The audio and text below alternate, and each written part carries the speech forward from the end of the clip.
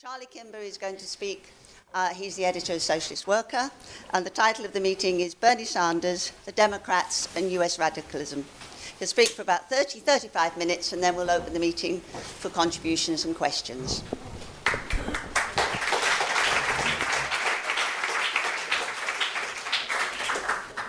Well, thank you, Jeannie, and thanks for everyone coming along tonight. It's always good to start a meeting with good news. And the good news is that today marks the third day of a strike by 1,000 workers at Trump Taj Mahal in Atlantic City.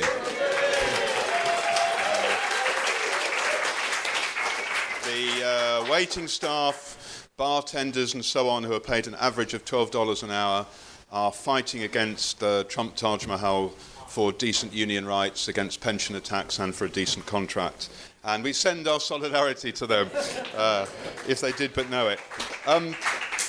This is an era of global political revolt against the elites. And there are many examples of it.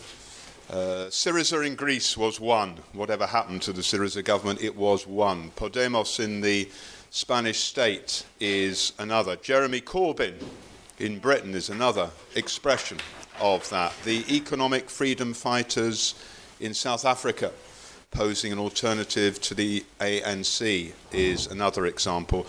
But for me, in some ways, the most remarkable of all of them is Sanders in the United States.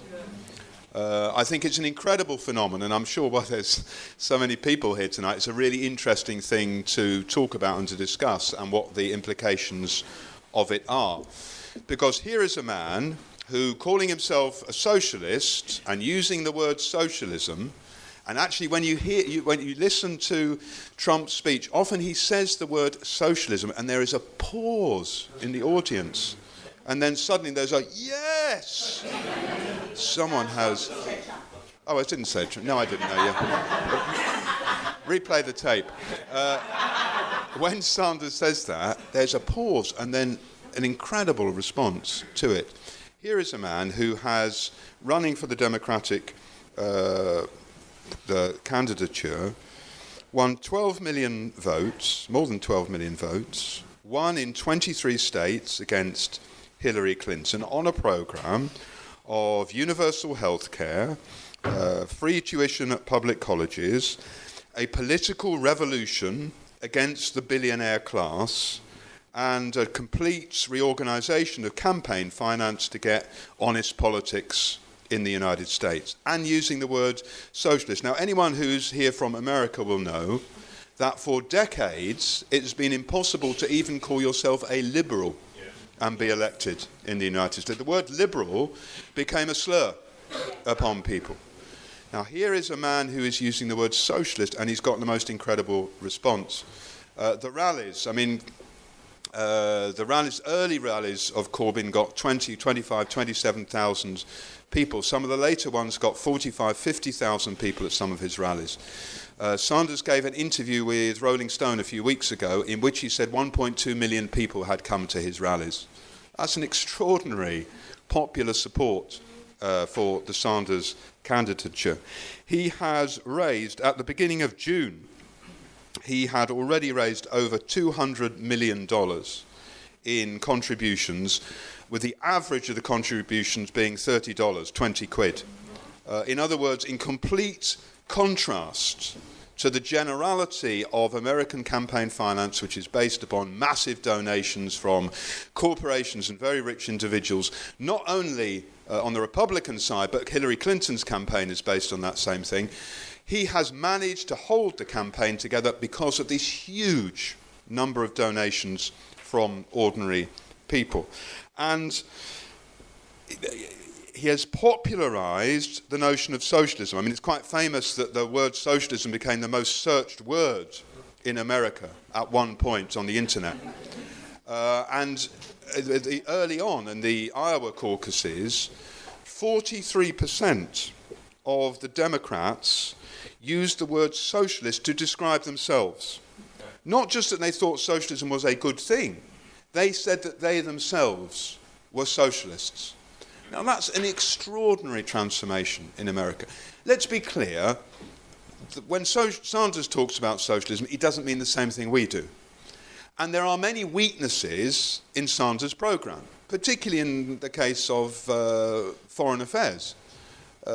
Sanders supports, for example, the drone assassination programme of President Obama. He is not at all in the mode of Jeremy Corbyn. I mean, people sometimes say, is Sanders like Jeremy Corbyn? There's some elements of the insurgent revolt from below. In terms of things like nuclear weapons or imperialism or foreign wars, Jeremy Corbyn is light years ahead of where Sanders is. Sanders made a speech in which he called for some equivalence between the Israeli and the Palestinians. That was seen as an extraordinarily bold thing to do, by the way. But even so, he's against BDS, the boycott, divestment and sanctions, for example. So, there are many things we would want to argue with Sanders about. But that's not really what I want to... I don't really want to spend half an hour demolishing Bernie Sanders as not really being a proper socialist. That's not what's interesting about this. What's interesting about this is why a man who calls himself a socialist has had this incredible echo. I mean, the truth is, Sanders has not yet lost the nomination to be the Democratic candidate. In truth, he has 1,831 elected delegates to Hillary Clinton's 2,220. The only reason why Clinton is assured of being the candidate is because she has of the superdelegates, that is the people who are elected officials or people who are party nominees and so on, they split 591 to Hillary Clinton and 48 to Sanders. In other words, she is the choice of the establishment of the Democratic Party and he really isn't. Even though lots of the polls show that he would do better against Trump than Clinton would do. Now, from where has this emerged? And I don't think it takes a great deal to understand why Sanders' message, which is actually quite a basic class message about inequality, about the 1% and the 99%, from where has this emerged? This is the first generation in the US that will have a lower living standard than its parents' generation. That's a big thing to say. And life expectancy is actually dropping in America. And the conditions, of course, facing black people, Latinos, and women workers are even worse than the average figures. 60% of American households do not have the $500 that they think would be necessary to pay for a medical emergency. And the biggest cause of bankruptcy in America is because people can't pay their health costs, even after the changes brought about by the Obama administration. And here is a chilling, you hear many statistics at Marxism. Here's a chilling statistic to take away with you. Today there are more African American men in prison or under state supervision than were enslaved in 1850.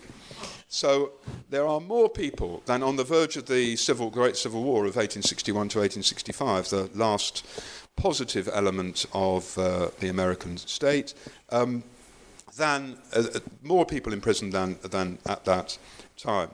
And perhaps nothing symbolised it better than the situation in Flint in Michigan, where the water supply was poisoned because of a deliberate cutbacks in infrastructure, and that, for example, the Ford plant continued to receive decent water because they knew that the real supply that was produced for people was completely unusable.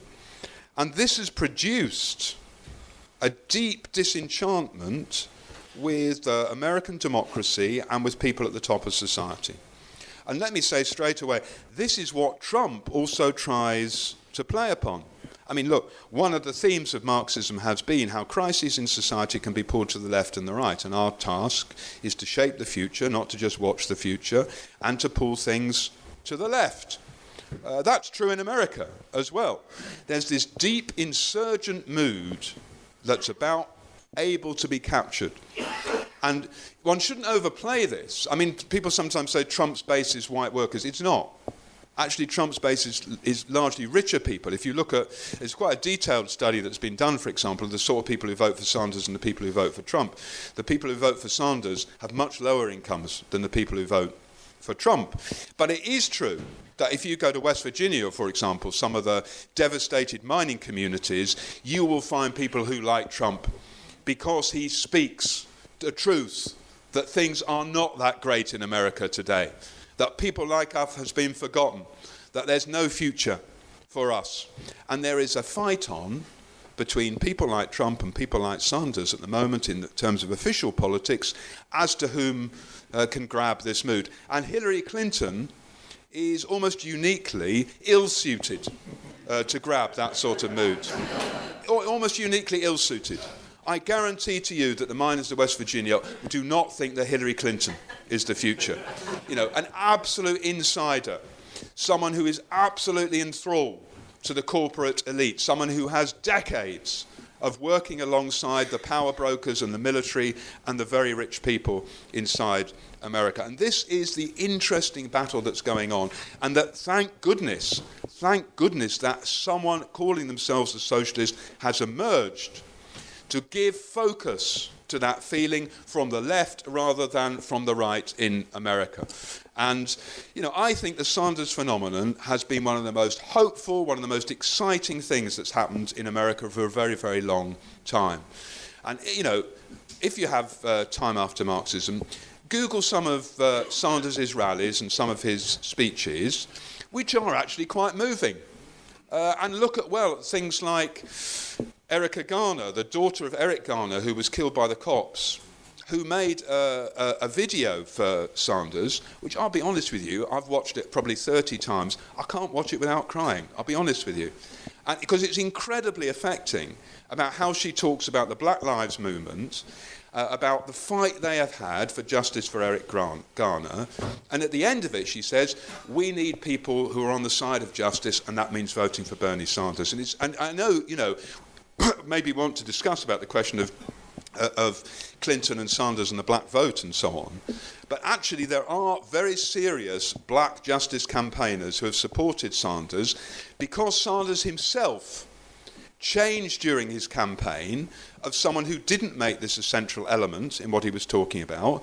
The pressure from below forced him to begin to talk about the police, the way that black people were treated, the fact that people were dying in the streets every day because of the way that the police acted. This is an exciting and important development in American society. And really, the statistics I gave earlier on the basis of the fact that there has been a 30-year war against the working class in American society to take back all the gains that were made during the 1960s and really built upon the gains that were made in the 1930s as well. And that's been an assault on workers' living standards, but also on workers' organisation. You may know that today in America, only about 10% of workers are in unions, whereas 50 years ago it was just over 30%. And America is one of the most unequal societies in the whole of the developed world. And 1/4 of jobs in America are regarded as low wage. Male workers' wages are actually, in real terms, lower than they were in 1973. And household income has fallen by nearly 10% since 2000. And on the basis of that decades-long assault upon workers, there has been a rise in resistance as well. And you cannot understand Sanders without the resistance that has played itself out over the last 5 or 6 years. That is why Sanders exists, because of that level of resistance. If you think of 2011 is a really important year in every part of the globe. It was important here. It was the back end of the great student movement that began in 2010. It was the Egyptian revolution. It was the riots in Britain. It was the biggest trade union demonstration in British history in Britain. It was the 2 million strong pension strike in Britain. It was the time of M19, the great movement in Spain, of the occupation of the squares. It was the time of Occupy, and in America, it was the time of the Great Wisconsin Revolt, which almost did overtly say that we've seen people do this in Egypt, why can't we do it here? You know, many of the placards were "Walk like an Egyptian," which was, a direct reference to Tahrir Square. And the movement of 2011 in Wisconsin, the occupation of the Senate building, the occupations, the strikes and so on against the attacks on workers' rights, echoed across the whole of America. The Occupy movement, which was it's not a mass movement in America, but popularizes the slogan of for the 99% against the 1%. That's what it emerged from. And even though it didn't involve masses of people, electrified masses of people. If you think about the resistance in Ferguson and Missouri and Baltimore against the killings by the police of black people, the rise of the $15 an hour movement amongst fast food workers and other groups of workers, the Black Lives Movement more generally, none of these, in truth, was a mass movement. Not a mass movement on the scale of the 60s or anything of that sort. Nonetheless, they were a representation of a real change in American politics. And that's represented as well in terms of strikes and class struggle. You may have seen that there's just finished a very important strike in America by 40,000 telecom workers working for Verizon. Bitter strike, nasty, brutal corporation trying to force tremendous flexibility on workers so they can move them around and away from their homes for 3 weeks or something and then move them to somewhere else. Very, very big struggle, which went on for nearly 7 weeks. The company taking away their health benefits. The strikers fighting hard as well, still legal in America. If a scab lorry goes out, the strikers chase after it, follow it to where it's going. If it goes to someone who's a customer of Verizon, they go up to them and say, don't use this person, it's a scab. You're still legal to do that in America, by the way. And at the end, they won. I mean, if there were a Verizon worker here, she or he might say, well, we didn't win everything, But, from a long way away, we can say they won, really. They won, a lot. And, I'd have to argue with that Verizon worker, maybe you're right. But in truth, for a group of workers to take on a major corporation and to come out of it with concessions from the other side and with their union strengthened rather than unbroken was a massive step forward. A massive step forward. And it's not the only example. We know about the continuing strikes by Chicago teachers, the other groups of telecom workers like AT&T, for example, the teachers' sick out, which is where people all say they're ill and don't go to work, in Detroit, the protest by students and teachers in Detroit and Boston, and perhaps in some ways most significantly, the rejection of a contract negotiated between the UAW, the car workers union, and the bosses, which the UAW recommended, was thrown out for the first time for decades in America in a revolt against the union bureaucracies. Now, in the end, they just remixed the contract and got it pushed through. But nonetheless, something is happening in America. I don't want to overstate it. This is not like the 1930s in America, which everyone knows was a period of huge and massive class struggle. But nonetheless, something important is happening here. And this is the understanding of how it's become possible for Sanders to do this. How was it possible for Sanders to emerge? How did he get the confidence? How did he get the echo? It's because of a decades-long assault upon working-class people in America, the build-up of bitterness and frustration, which then finds a focus in struggle, and that struggle then produces the political response of Sanders. And he himself, of course, had the courage and the initiative and the energy. And how can you explain that this really quite old person, how old is Sanders? 72? Am I right? I'm looking at my American friends in the audience. 72 or something like that. Won massively amongst young people. I mean, if you look at the votes amongst Democrats, there are two indicators that tell you whether someone voted for Sanders rather than Clinton. One, they don't have much money. And secondly, they're young. I mean, he won 80% of people up to the age of 30 in quite a lot of the primaries. Real enthusiasm. At last, someone is saying what we've waited so long to hear. And really, you think, it's not very different from here amongst lots of people. You know, the Corbyn phenomenon. That's why I started with saying, you know, it's not just about America what's happening here. It's about something much more important than that, which is sweeping across the globe. And therefore, it's our duty to say, well done, Bernie. What happens next? Because this is the big question in America at the moment, which is being argued about and talked about. And although he hasn't been completely overt about it yet, there's very, very, very little doubt that very, very, very soon he will say vote for Hillary Clinton and get behind Hillary Clinton because Trump is so awful. And the second half of that is not really debatable. Trump clearly is awful and poses a threat. A real threat, both to minorities, obviously, his disgusting speeches about people from Mexico, for example, about being criminals and rapists and so on, his call to close the American borders to Muslims, except for Sadiq Khan, the disgusting racism, actually, which is a central element of his mobilizing power. Of course he's a threat, and therefore the pull is to everyone to say, whatever you think, just get behind Hillary Clinton. And I want to argue that's a mistake. But actually, you know, maybe people think differently about that.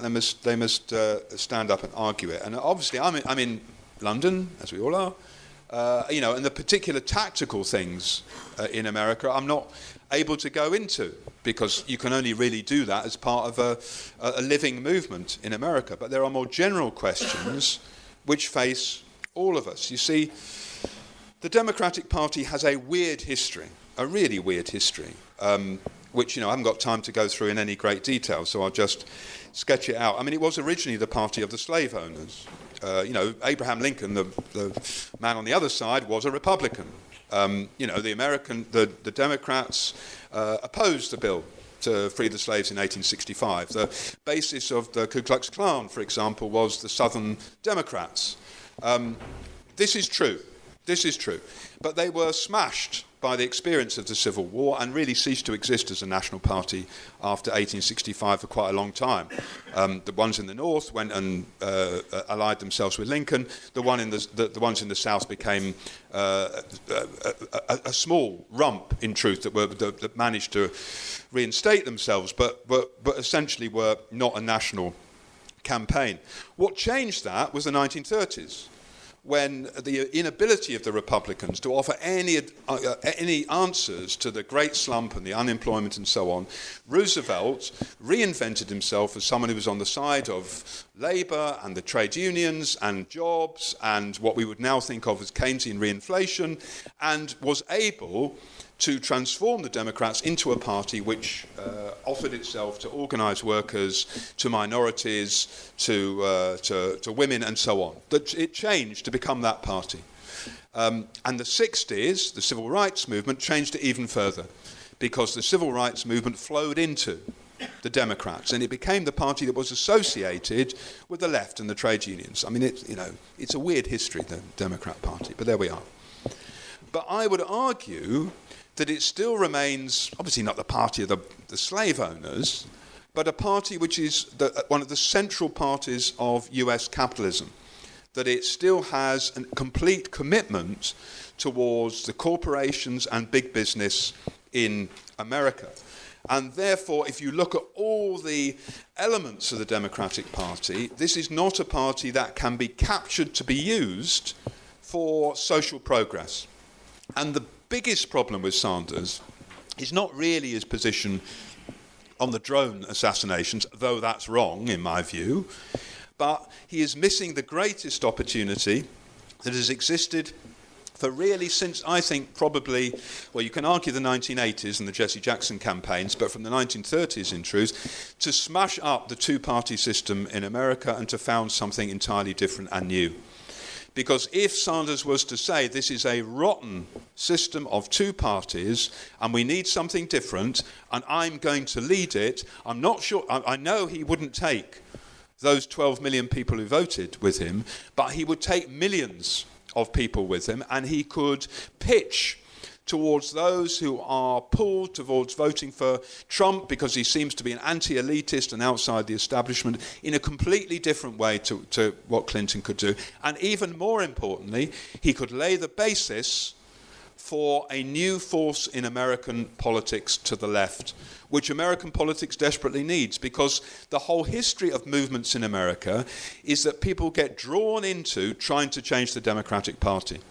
This has happened again and again, and the Democrats have been a shock absorber of great social movements.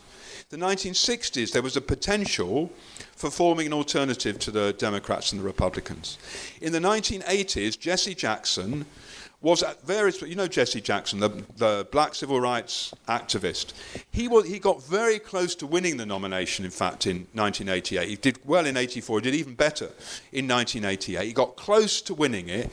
He was bought off at the end with a few positions in the Democratic Party, rather than saying we are founding a different sort of movement. And it's happened again and again that social movements have ended up, and the Democratic Party has corralled them in and taken away the power of those movements because it has subordinated them to one of the parties of American capital. And the truth is the Democrats have moved to the right rather than to the left since the period of the 1960s. That if you look at the Democratic Leadership Council, which was set up in 1985, to appeal to sections of the Republican Party on the basis of pro-market and pro-war policies, led by Bill Clinton, and Hillary Clinton played a leading role in it as well, that it was based upon the idea that we had to win over right-wing voters and therefore move to the right, get rid of all this stuff about civil rights, get rid of all this stuff about supporting US labour, and cut ourselves off from the tradition of Franklin Roosevelt and the New Deal. So that if you look at Clinton as president on the basis of this, he led one of the greatest assaults upon welfare. He ended the Glass-Steagall banking regulations, which broke up the banks to some extent. He expanded the charter schools, which was the great privatisation of schools. He attacked on the basis of law and order against both black people and a much wider section of people, their democratic rights. He imposed sanctions and bombing on Iraq and started the war against Serbia. That's the tradition of what Bill Clinton looked like in office on the basis of the shift in the Democrats. And Hillary Clinton was a prominent leader of the Democratic Leadership Council all through that period. I mean, one should always be very careful about ascribing the politics of someone to the actions of their spouse or partner or whatever. That's not what I'm particularly doing. I'm saying that she was there at the centre of it. She was doing this stuff alongside Bill Clinton. And it's very interesting if you look at, for example, now, the financing of the Democratic Party. Goldman Sachs, AT&T, Bank of America, JP Morgan, General Electric give almost the same amount of money to the Democrat Party as they give it to the Conservative Party, the Republican Party. In other words, for American capital, they hedge their bets by funding both of these great parties, which can be used for their ends. And if you look at the military, I mean, there's a man called General Brent Scowcroft that lots of people who follow these things will know, who's been part of the US military establishment all the way from Vietnam to the present day. He's about 91 now, but he's still someone who does interviews and so on. Scowcroft has come out for Clinton against Trump, for example, saying that she is a much better choice for American power abroad than Trump is. And nearly all of the military figures say that they trust Clinton far more to deliver the imperialist aims, not the word they use, the military power of America across the world than they do Trump. There's a fascinating interview. If you have time, Google it. New York Times, there's an interview called How Hillary Clinton Became a Hawk, which shows that she was always far more bellicose than Obama, for example. Whenever the military came and said, we would like to send 30,000 troops into Iraq, Clinton would say, yes, send the lot. And Obama would say, oh, I'm not quite sure about that. Maybe 20,000. And there would be a compromise. But she would always be the one who was saying, send the troops, send more. And she has a decades-long experience with the US military. So when people say to me, you have to stick with the Democrats because Trump would be so awful, let's realise that Clinton will be a disaster as well. Clinton will be a disaster. We're a disaster for people inside America, particularly poor people, particularly black people, particularly Latino people, but also will be a disaster abroad. That she will be at least as imperialist as Obama's administration has been, if not more so. If not more so, because if you look at all the great crises that have emerged, she has urged on the military to be more brutal, more aggressive, more violent than the plans that were put in front of them. So I want to say that the way that we need to move forward in America is to build upon the experience of Sanders in the most positive way possible, because it ain't going away. You know, that mood that produced Sanders, whatever Sanders himself does, is not going to go away. This is the hopeful thing, actually, about America, that if you look at the great victories of the 1930s or the 1960s, they didn't come primarily because of who was in the White House, but because of the mass strikes, the campaigns, the mass marches, the occupations, the heroism of hundreds of thousands of people on the streets, in the workplaces, that changed American society. That's why there was the legislation of the 1960s. That's why the great unions were built in the 1930s. It wasn't Roosevelt, it was people, actually, quite a lot of them in the Communist Party and to the left, who built the unions against great bloody opposition and fought against it. Anyone who knows anything about America knows the great historian, Howard Zinn, who wrote famously, what matters most is not who's sitting in the White House, but who is sitting in and who is marching outside the White House, pushing for change. And that's absolutely true. I mean, it's true here as well.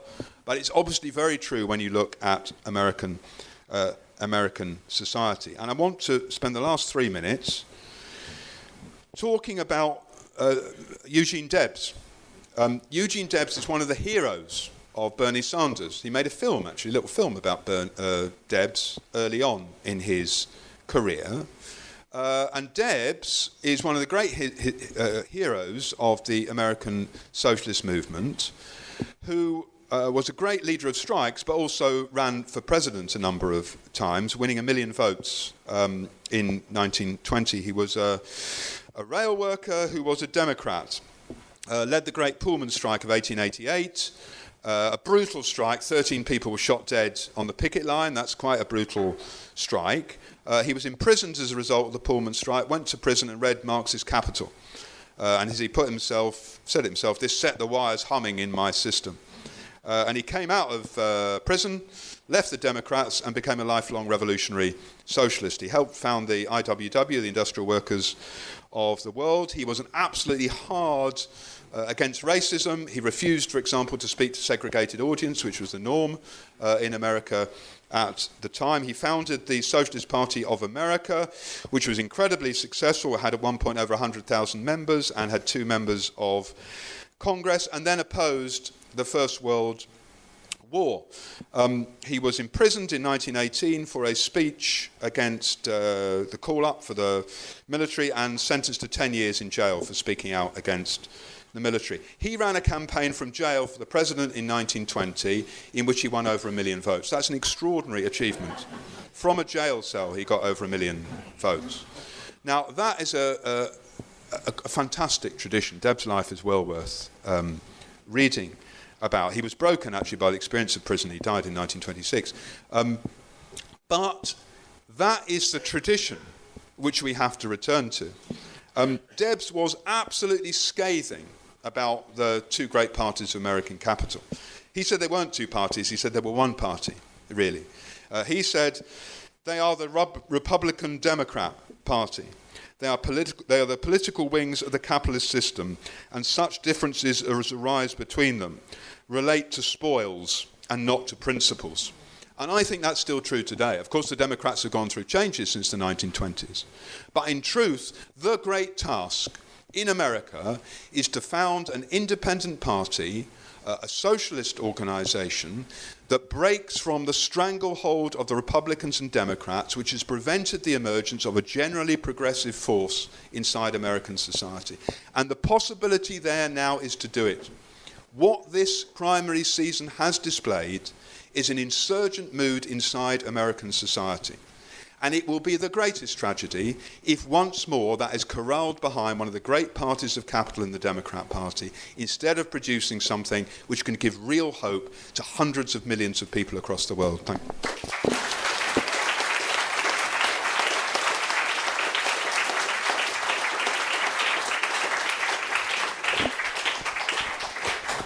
Right, thank you very much, Charlie. Right, I'm going to open the meeting up now for questions and contributions.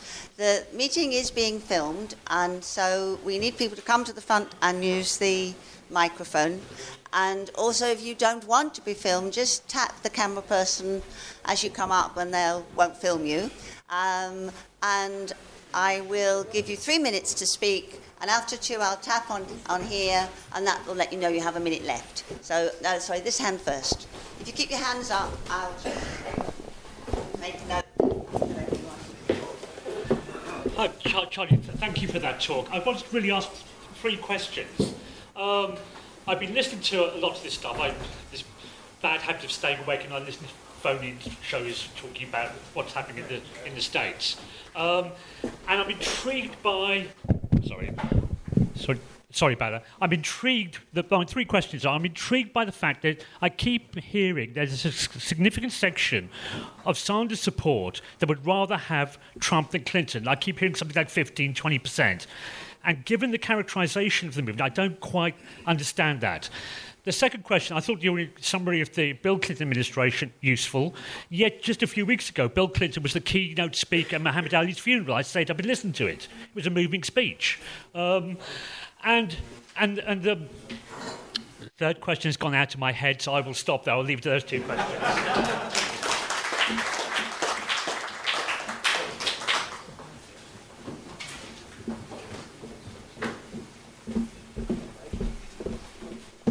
A couple of things. Last month I spent 3 weeks driving around the USA. Public radio was pretty impressive, and as I was sat there behind the wheel, the leader of the Greens was on, arguing that Sanders should form a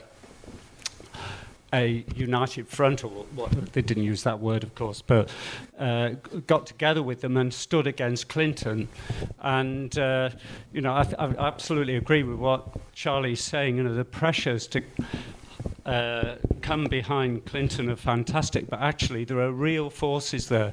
And to me, as a kind of just landing there, parachuting in, Sanders could win with a sort of a unity like that.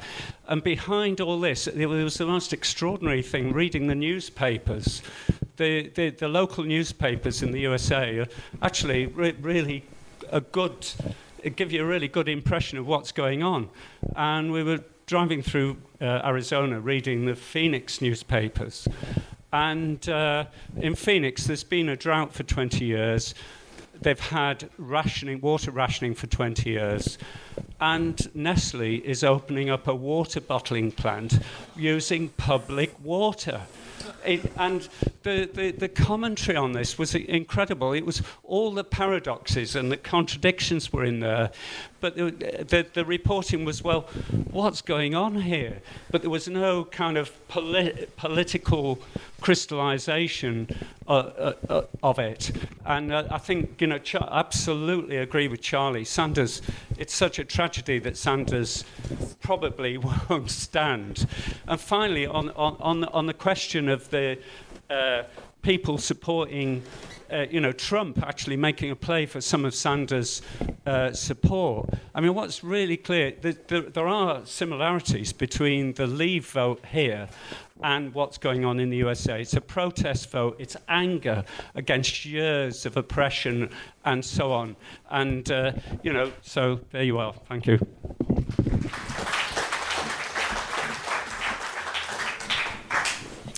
Hi, folks.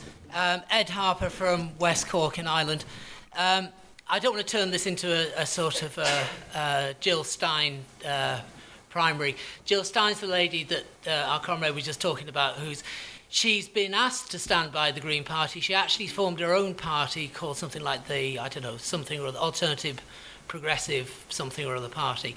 I wouldn't like to say whether she's a dyed-in-the-wool socialist. I've only ever seen one quite long interview from her, and if anybody wants to see it, you'd find it on a website called truthdig.com. I was quite impressed with her. She has a much better overseas policy than Bernie Sanders. That's to say, she actually has an overseas policy, which is to get out of other people's countries and to basically put the money that's been going into the military, into the things at home like health services, and so on. She actually has a proper and effectively well thought out environmental policy. And at the moment in the States, it would unify a lot of people if she and Sanders could come together. Now, whether they can is a different issue, because Bernie Sanders seems very wedded to the Democrats. I don't know whether he'll take the plunge.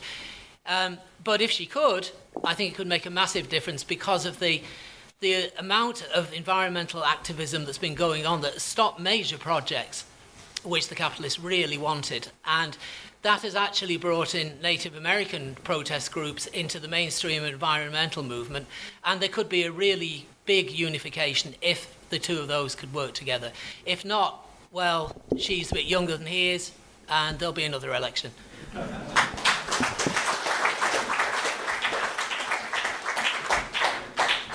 I'd like to thank Charlie for a really excellent talk, and I'm glad that people have been taking a bit more of a positive view of Bernie Sanders just recently, because comrades have been really hard on me in the last few months for being far too soft on Bernie Sanders.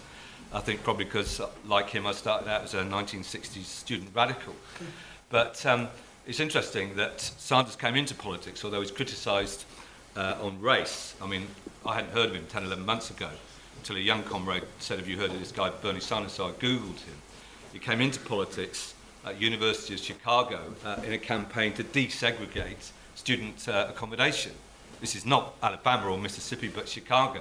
So he was involved right back then. And as Charlie has said, in the United States, whatever the history of the Democratic Party, it's like the only game in town for many, many people. Not only the leadership of the civil rights movement, Rosa Parks was a member of the Democratic Party. Students for a Democratic Society, the revolutionary student movement of the 1960s, most of them went into the Democratic Party. Socialist Party members in the United States went into the Democratic Party as part of Democrats for Progressive Change. So, I mean, all of that stuff was happening. And it's worth pointing out, by the way, that when Sanders was campaigning for desegregation at the University of Chicago, Hillary Clinton was campaigning for a guy called Barry Goldwater, who was, don't say that things don't get better. I mean, Barry Goldwater makes Trump look like a bleeding heart liberal. He was advocating a first, nuclear strike on the Soviet Union. I mean, you can't blame everyone for their past, but I think it's interesting to make that comparison. So, but I mean, at the moment, look, let's not be snotty or patronising about the Trump movement either. I think there's things we can learn from it here. Look what may happen in the Labour Party here. And, Charlie's quite right. In the United States, the movement, what Brid Smith quite properly calls the pissed-off movement of people, is focused on the Democrats, as in this country it focused on the movement around Corbyn, okay? There's things that Corbyn can learn from Sanders. We're made the way we're made. We can't help that. But it's a pity that Corbyn hasn't got half the fire and passion that Sanders displays. Secondly, I mean, probably actually Sanders mentioned socialism in his speeches more often than Jeremy Corbyn does. But also, Sanders has said time and time again, it doesn't matter if I get into the White House, unless there's a movement out there, it'll mean absolutely nothing. And I think that's something that Corbyn can learn. And finally, if the Labour Party, we don't know what's going to happen, but if the Labour Party comes to a point where it might split, and the unions are saying, when it comes to that, sorry, we can't support you, Jeremy. I think what Sanders has shown is quite possible with a movement, when money's necessary, to raise money from the millions of people to support you, not to be in hock either to big business or to right-wing compromising trade union leaders. So there are things that we can learn from the Sanders movement in this country. It's not one-way traffic by any means.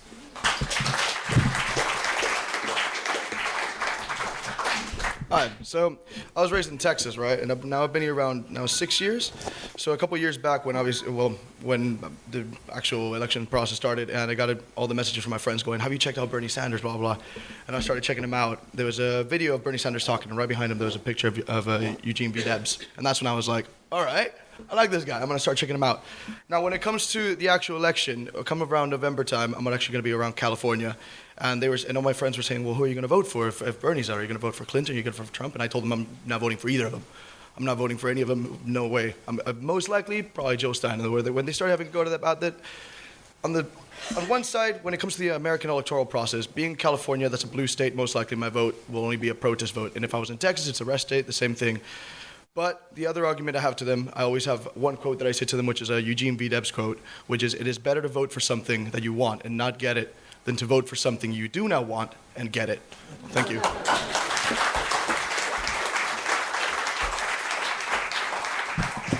Yeah, I just want to look back to 2008, really, and the election of the first black president in America, which really was incredible. And you have to see the election of Obama really as a social movement as well.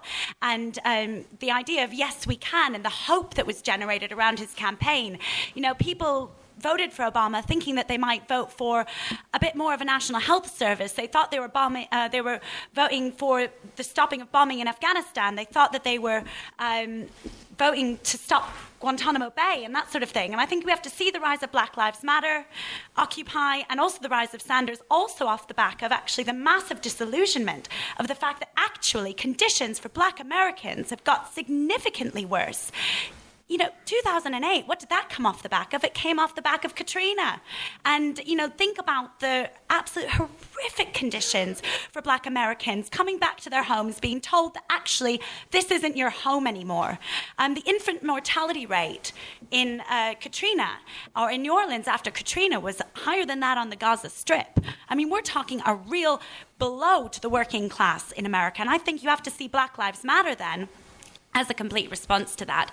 I think Black Lives Matter, combined with the $15 an hour campaign, now combined with the Dump Trump campaign, actually has the seeds, combined with the Sanders campaign, has the seeds for a regeneration of a sort of civil rights style movement in America. It's the most exciting thing that's happened really since the 1960s. I think Occupy as well was incredibly important because what you see is the reemergence of the idea of class being something that people talk about.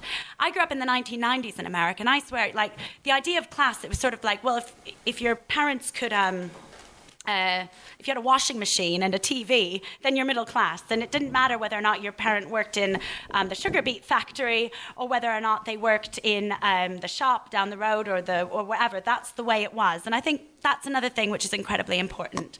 And the only thing I want to sum up is I had the real privilege last summer when I was back in Minneapolis to go on a Black Lives Matter protest. It was on the anniversary of the murder of Michael Brown.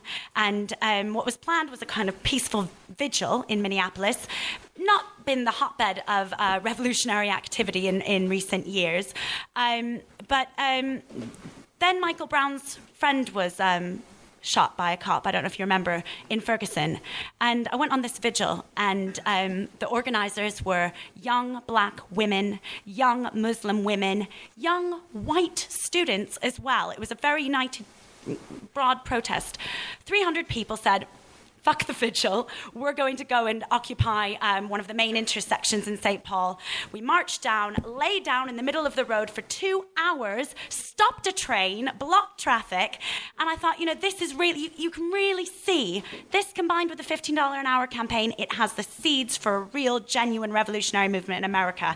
And when fast food rights workers held up their hands and said, hands up, don't shoot.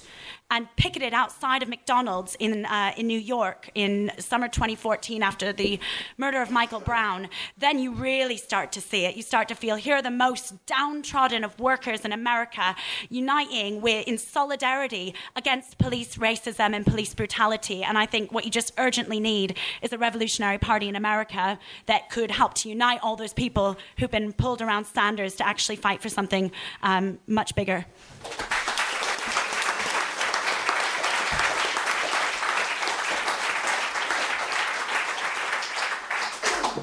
Well, the previous speaker actually sort of preempted my question that I was going to ask quite a lot. Because what I was going to say is that all throughout Marxism, what I've been seeing is the importance of the unified front of bringing together the race and sexuality and sex and class all into a single struggle. And that was going to be my question actually, so thanks for that. Is there an equivalent or something like the SWP in the States or regionally in America? Is there a party or the beginnings of the formation of a party that can bring all these struggles together? Because the impression I got, and I've never set foot on American soil, so this could be completely inaccurate, is that they're quite isolated silos of, you have your race justice movement, your Black Lives Matter, and you have your gay rights and all of these. So, yeah, that's the question. Is there something to bring them together at the moment, and is there anything like that looking like it might happen? Thank you.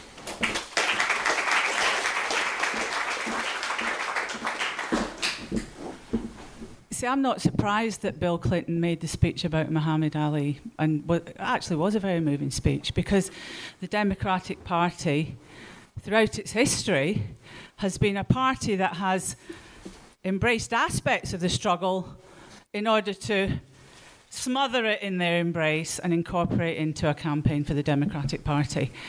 And when somebody mentioned that lots of people from the civil rights movement joined the Democratic Party, there's a reason for that. Firstly, the Kennedys in the 60s said to Martin Luther King, this is all on record, we know this, stop this freedom ride shit and go out and register black people in the southern states to vote for the Democratic Party. Many people did, by the way. Some people got killed for the trouble. When the movement went down, people like Jesse Jackson went into the Democratic Party. And I think that was because the movement, the mass movement in the streets went down. The state reasserted itself. Who was there to take advantage of that? The Democratic Party did. And Bill Clinton personifies that. I mean, the fact that he personified himself as somebody who was the first black president. In a really racist way, he likes jazz and he likes junk food. That's how he was characterised. More so than Hillary Clinton. Today, John Lewis, if people saw the sit-down protest of Congress, I can't remember if it was Senate or Congress, they sat down to demonstrate about the gun laws. John Lewis was one of them. John Lewis connects the struggles because he was next to Martin Luther King throughout the civil rights movement. And again, he personifies the struggle. The struggle, when it goes down, leaves the streets and goes into the Democratic Party. And that is what will happen again unless the opportunity is taken for an alternative organisation. And if you think about America now, you hear stories that are incredible from the campuses. The misogyny, the institutionalised misogyny and the institutionalised racism that is happening in university campuses throughout the United States is incredible. The mass movement has to take that on and be incorporated into that movement. It will be a total disaster. I mean, struggles won't end, but it will be a disaster for the movement if it does end up simply being an organised vote for the Democratic Party and to change things. And somebody said to change things that way. Somebody said about Obama, remember the wave of hope throughout the world, not just in America, that electing Obama would change things. As somebody has said, the condition of black people and working class people in America is actually now worse. And Obama himself finds him a lame duck president. We need to nurture that mass movement in America, keep in the streets, unite the different strands of the struggle, and for goodness sake, form an organisation outside of the Republicans and the Democrats that can actually lead that struggle. The conditions are there to do it. Don't make any concessions to the Democratic Party.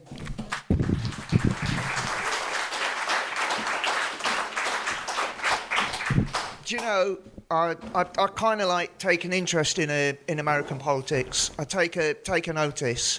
And there is a history of a third parties in America doing quite well. You know, before the left was smashed, before the World War I, there was a healthy left within America. You know, the first you hear about it, like, you know, you get, the first you hear of J. Edgar Hoover is in the first Red Scare, when he smashed the left, helped smash the left, with people like the Soviet art, they called it, expelling people from America. But I think I'm hopeful, you know, because things are changing. Things are changing here, things are changing there. You know, something is moving, something in the air. You know, but I've got my doubts, because, you know, it's something I've got to mention. America's longest war, it was declared by Richard Nixon. It's the war on drugs. The war on drugs. It's a war throughout this world. It's a war fought on poor people. We've heard of why black Americans are treated so poorly. You know, why most of them are in prison. You know why? Not because black Americans use drugs more than white people in America. You know, because they use crack. And crack, unlike powdered cocaine, you get 3 times the sentence. It's a part of the war on drugs, where if you get convicted, you turn up and you're a black American in court, you're going to go to jail. If you're a white privileged American, you stay out of jail. Now, and I think Bernie Sanders captures something, and I think it's about movements. And movements here, movements across the world, and we can change the world.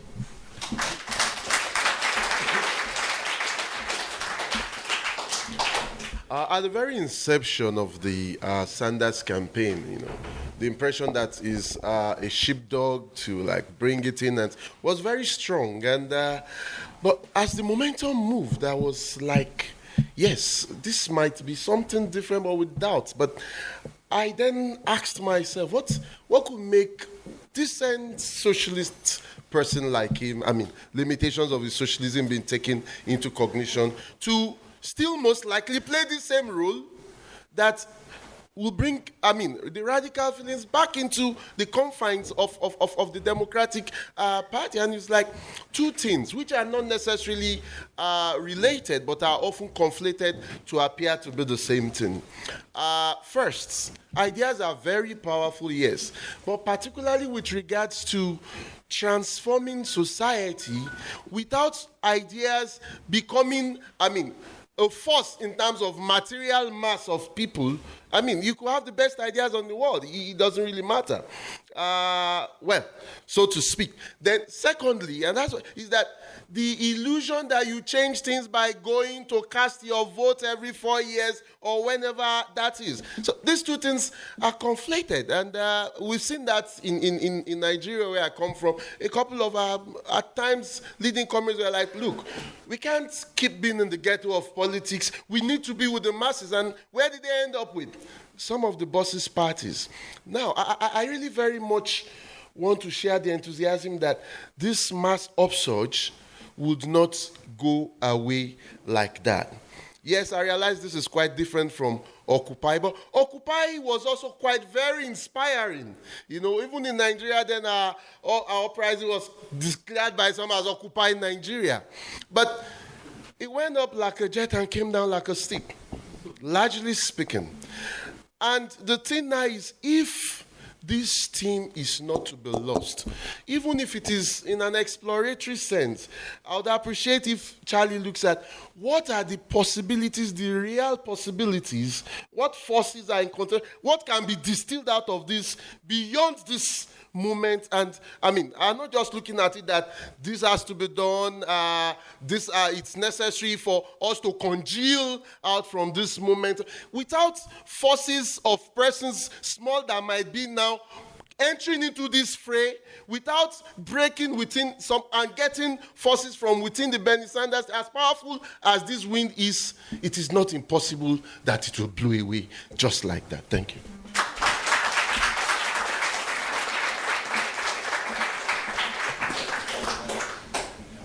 See, I think that in the end, I think this is what Charlie's arguing, the significance of Sanders is that it lays the basis for the historical re-legitimisation of socialism in American society as a point of reference, as something respectable, as a pole of attraction. And that, given America's weight in the world, politically, militarily, culturally, ideologically, that's a huge development. And I think to understand it, a historical view is worth addressing.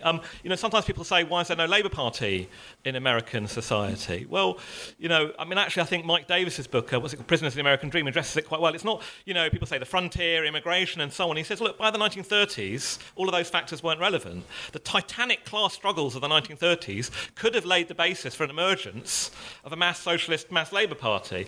What derailed it was that the best fighters were often in the Communist Party, and the global politics of Stalinism were to orientate on the Democrats and the trade union bureaucracy, and it choked off that development, making that left vulnerable to the counter-assault of McCarthyism.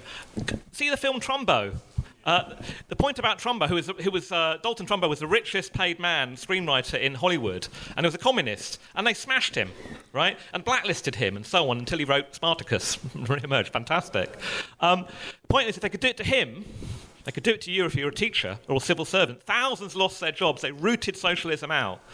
Secondly, what particularly thinking about Corbyn and the parallels with Sanders and so on as well, is both the Anglo-Saxon countries of Britain and America were the vanguard of the neoliberal counter-revolution. It spread globally, but they were at the very forefront of it, Thatcher and Reagan. But in many ways, their real triumph was the domination of those ideas over the Labour Party through New Labour, and over the domination of the Democrats, liquidating any of the radicalism of the 60s through the New Democrats of the Clintons. What Corbyn represents is a rebellion against that. What Sanders represents is a rebellion against the New Democrats. That opens up a space for socialist ideas. In the end, I think that'll be more important than Sanders himself. That is a potentially world historical development.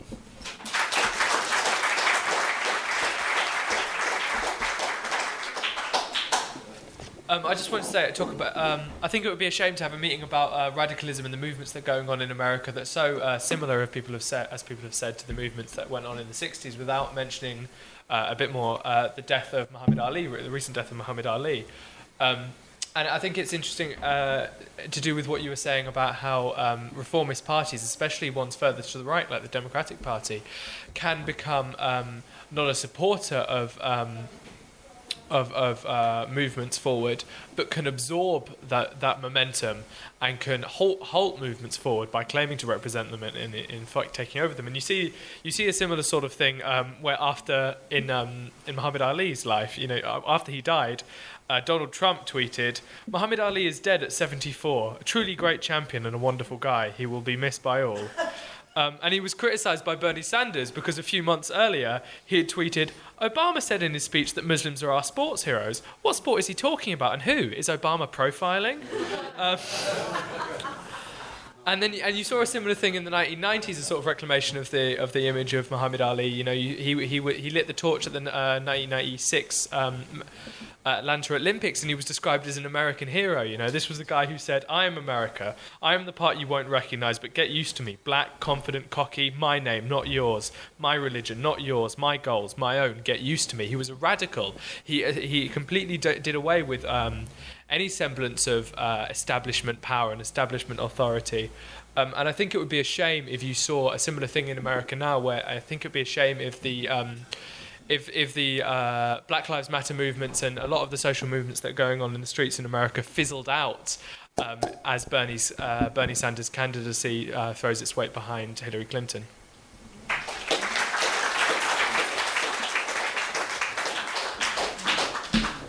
I wanted to say a bit more about American imperialism, actually. And the reason I wanted to do that is because, obviously America is the number one imperialist power in the world. But I think that we need to look a little bit at what's actually happening at the base of American society, because all the things that Charlie spoke about are also part of the cancer that is growing inside of the American military in terms of American imperialism's ability to sustain the kind of adventures that it's tried to sustain over recent years. Now, I don't know if people went to Tariq Ali's meeting, but I thought it was a bit one-dimensional about this, because the truth is that there are a whole number of statistics have come out showing that, for example, half of former veterans in Iraq and Afghanistan claim disability benefits, right? The number of suicides amongst former American soldiers is absolutely massive. And one of the ways illustrating the importance of this is to look at two of the most famous veterans against war. The first is Ron Kovich. Now, Ron Kovich, as you know, went into the war a gung-ho patriot.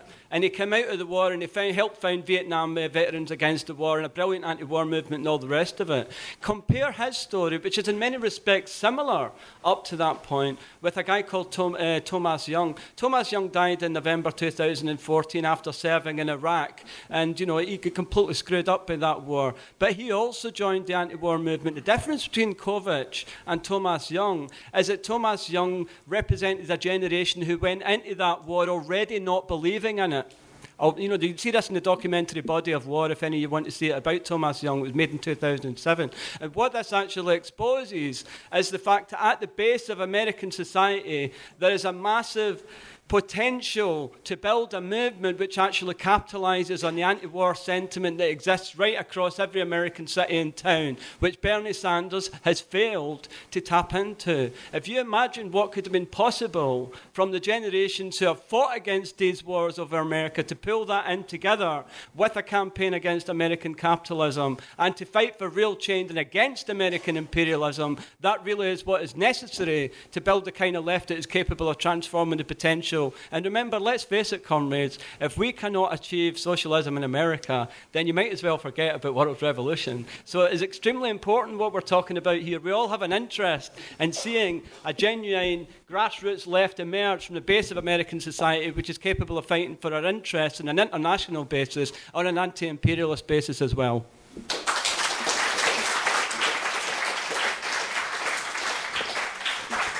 Right, I've got time for one more speaker from the floor. If anybody else got a question? Anything else? No. Okay, one more. Got a quick question. Before the meeting, me and another comrade were discussing the stolen votes in terms of there were apparently millions of uncounted votes for Sanders, which were only counted as provisional votes. And I understand Charlie's recently been to America, and does he know any more about that? But I'd also like to ask about, as well as Eugene Debs, there have been other socialists standing for high office in America. One of the most notable was Upton Sinclair, who stood for governor of California in the 1930s, and he got mass support and came quite close. But not only that. People like the movie mogul Louis B. Mayer mounted a vicious, it's one of the first examples of using the mass media as an onslaught against a radical candidate. But I also understand, I don't know how significant they were. There were socialist candidates for the presidency standing against Roosevelt, and I don't know if Charlie knows anything about that. Right, I'd like to thank everyone for their contributions. So I will ask Charlie to respond to all their comments. Well, thanks to everyone who spoke. That's really a helpful discussion. I want to say something about the question of race and class and gender, which Clinton has used actually very cleverly during the campaign against Sanders. And if we end up with Angela Eagle against Corbyn, she may try and use the same tactic, which is to say, Sanders just goes on about inequality and how the poor don't get a decent shake in American society. That's interesting, but that's just one of a whole number of things you have to talk about. about race and about gender and about sexuality and so on. And of course that's true on one level. As revolutionaries, we are people who see the struggle happening in all the different elements of society. But there is a primacy about questions of class, which actually Sanders has tapped. And we shouldn't allow him to be pigeonholed as someone who is not taking up these other issues as well in the way that Clinton does. She uses it really to say class isn't the dominant question in America. And class is the dominant question inside America. Questions of race and gender and sexuality cannot be reduced to the question of class. But the question of class is the central question towards the unpicking of tearing out the roots of racism and homophobia and women's oppression and so on. And it is a way of demobilizing the idea that the class question is central to American society for very obvious reasons. So really, she says, don't worry that I get £250,000 from Goldman Sachs for giving a speech. As Sanders quite wittily said, it must have been one hell of a speech.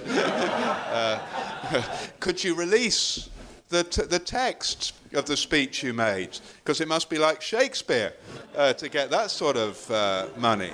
But don't worry about that because I'm a woman. Don't worry that I hobnob with all these people because I offer for the first time the prospect of a woman president.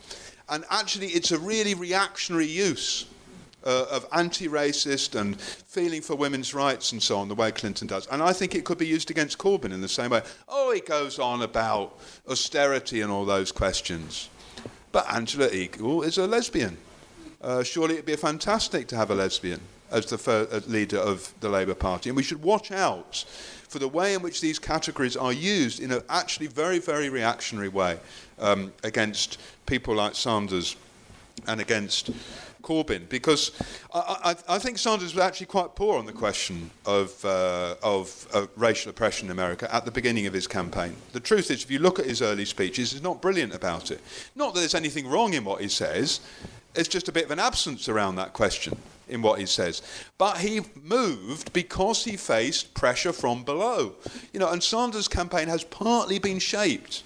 If you look at who goes into it, a lot of the people involved in Occupy, for example, ended up in People for Bernie, one of the elements of the campaign supporting Sanders.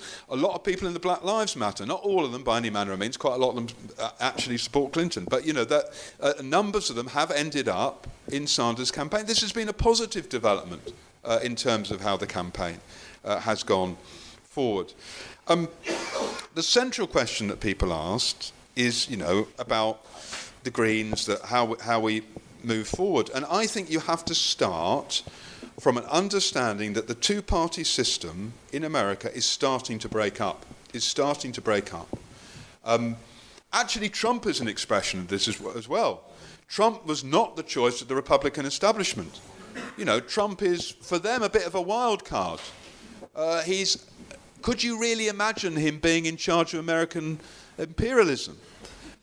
He wasn't the choice of the Republican Party. Now, of course, in truth, lots of presidents have been wild cards and slightly weird people because they're not the ones who actually make the real decisions in American society. The people who make the real decisions are the great corporations, the military, the state, which is not open to democratic control at all. I mean, Nixon famously, towards the end of his presidency, used to wake up in the middle of the night half drunk and ring up the military and say, bomb China. And people would have to say, no, thank you very much, Mr. President. We'll talk about that again in the morning. And maybe Trump would be like that. But nonetheless, it's true that Trump was a threat to the Republican establishment. For all the rottenness of his politics and the filth of it and so on, he wasn't the choice of it. In the same way, Sanders was a real threat, and it's a sign that the thing is beginning to break up. And therefore, there is this feeling, this system does not work for people like us. And therefore, in the same way, you can find people who say, I could see myself voting for Jeremy Corbyn or for UKIP. There are such people in British society. And it's not a surprise, because they say the system doesn't work, So I don't want to hear another bloody person from inside the system. I want someone who rails against the establishment. And the West Virginia miner, who after all has seen his job, generally his job, utterly removed, all the coal mines closed. Sanders goes there and makes speeches and people quite like it. And Trump goes there and says, we will open all the coal mines again. Now it's completely bloody empty. Of course it is. But he promises something. Clinton wouldn't say that. Clinton wouldn't say that. I mean, Obama's famous slogan was, yes, we can. The unofficial slogan of Clinton's campaign is, no, we can't. You know, against when Sanders says we can have universal health care, she says you can't. When he says we can have free tuition at public colleges, she says, no, we can't. You know, her whole campaign has been going on about how, oh, this is crazy. This is crazy. Now, actually, she was forced to make some concessions towards his agenda at various points. But in truth, it's not a slogans. It's not a campaign that can connect with the insurgent mood in American society. And regrettably, some people then end up being pulled behind Trump. There's also quite a lot of people who say, I voted for Sanders, I will not be voting for Clinton. Doesn't mean they're going to vote for Trump, but actually millions of them say, I don't want to vote for Clinton, because they've spent a bruising year battling against the lies and distortions of the Clinton campaign. They don't want to end up like this. Is the basis of hope for a new third party. And therefore, I don't know whether people should vote for Jill Steiner or not. You know, I'll be honest with you, I think we have to be slightly humble about this question. It's not the first question, though. The first question is whether Sanders will run as an independent and as a socialist. Whether he can be broken from reliance on it. This is the crucial argument for me. You know, then there'll be tactical considerations. Maybe it is right to vote for Jill Steiner. I don't know. We used to have links with an organisation in America, the International Socialist Organisation. They have declared for Jill Steiner. We have different politics to the ISO, but, you know, they have some finger on the pulse of what is happening. It's not the central question for tonight. The central question for tonight is whether there is going to be the formation of a genuine break, a real new break from the two-party monopoly in America. Mark's quite right. It failed to happen in the 30s. The 30s was some of the highest levels of class struggle in any society anywhere in the world. And huge mass strikes based around socialist ideas with socialists at the centre of them. And they did not lead to a break from the existing political firmament. And Americans have paid the price for that ever since. And this is the opportunity which must not be missed again in the present period. And it can be missed. Of course it can be missed. It's possible to have huge movements that don't lead to the emergence of new political forces. The Nader movement at the 2000 election was actually a powerful new force. Where did it come from? Seattle. You know, not just Seattle, but the mood that produced Seattle, if you like. You know, Seattle, the great demonstration of the 30th of November 1999 against the World Trade Organization. Quite a small demonstration. I was lucky enough to be in Seattle for that demonstration. It was quite small. It was about 30,000 people in truth. But it had global effects, because there were all these young kids, most of them, coming to mass anti-capitalist things, a bit like Marxism, except I couldn't believe it. I went to the meeting. It was a bit like Marxism, not quite the same politics, and there were people outside touting tickets. Touting tickets. If you want two together, that'd be 50 quid. You know, it was extraordinary. It was like a big concert or something, because it was so popular. But it wasn't just them. It was the unions as well, principally the Teamsters. I mean, the reason why Seattle wasn't beaten off the streets was because the Teamsters were part of it. And the slogan was, the turtles, the kids were about turtles and all these things, turtles and Teamsters together. And it was massively liberating. It echoed across the world. And that produced the Nader campaign, which actually was a serious campaign. Wasn't built on, but was a serious campaign. And we could do better than that today. On the basis of the feeling inside American society, on the basis of what has already been achieved inside the rotten carapace of the Democrat Party, something better than that can be achieved. The Democrats are not like the Labour Party. They are not a social democrat or reformist party. I've wrote the quote down from Joe Biden, who's now the vice president of America, who in 1994 was one of those celebrating the crime bill that had just been passed through. Here's Biden. Let me define the liberal wing of the Democratic Party. The liberal wing of the Democratic Party is now for 60 new death penalties. That's what's in this bill. The liberal wing of the Democrat Party is for 70 enhanced penalties. The liberal wing of the Democratic Party is for 100,000 more cops. The liberal wing of the Democratic Party is for 125,000 new state prison cells. That's the authentic voice of the Democratic Party. And if Sanders is once more co-opted into it, it will be a tragedy for America. But as Roddy said as well, this is an issue for the whole world. You know, if there is in America the emergence of a new socialist force, what does that mean for someone on the streets of London or the streets of Lagos? It means the world is changing. It means that I have to think about socialism now. If they're talking about it in America, then it means something for us as well. That's how important this discussion is. It failed in the 1930s, it failed in the 1980s to produce a new movement. We have to be part of arguing and solidarising with those in America who are arguing for a real break for it, which would be a beacon of hope across the whole globe.